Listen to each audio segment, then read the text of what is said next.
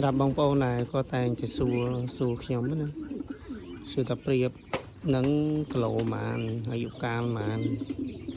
សូមអធិស្ឋានផងព្រោះពេលច្រើនខ្ញុំមិនដែលបានចាប់ប្រៀបថ្លឹងទេហើយក៏មិនបានដឹងពីអាយុកាលរបស់ប្រៀបនឹងថាវាអាយុប្រហែលច្បាស់លាស់ដែរចឹងពីច្រើនមកដែរគាត់ចង់ឲ្យខ្ញុំចាប់ថ្លឹងគឺក៏សូមអធិស្ឋានផងខ្ញុំមិនបានចាប់ថ្លឹងទេឧទាហរណ៍ថាប្រៀបនេះឃើញពីរអ្នកនេះវាស្រឡាញ់គ្នាអញ្ចឹងណាឧទាហរណ៍ថាពីរអ្នកហ្នឹងវាស្រឡាញ់គ្នាគឺខ្ញុំចាប់ពីរអ្នកហ្នឹងយកទៅដាក់ក្នុងទ្រុងទុកហ្មងទុកដើម្បីកាត់ពូជនៅក្នុងហ្នឹងណាចឹងបើសួរថាគីឡូប្រហែលអាយុកាលប្រហែលខ្ញុំមិនដឹងទេជាស្នែងមុនថាបើថាទិញបានទិញតែទិញអត់បានក៏វាមិនជាបញ្ហាអីដែរ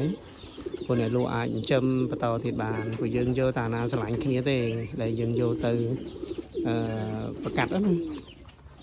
ព្រោះសាយើងដាក់ជុំគ្នាបែបនេះការប្រកាសរបស់វាអត់ល្អទេព្រោះវាជន់ទៅអាខ្លះទៅរំខានសេចក្តីសុខរបស់វាអញ្ចឹងណាអូខេមានតែប៉ុណ្្នឹងឯងអរគុណច្រើន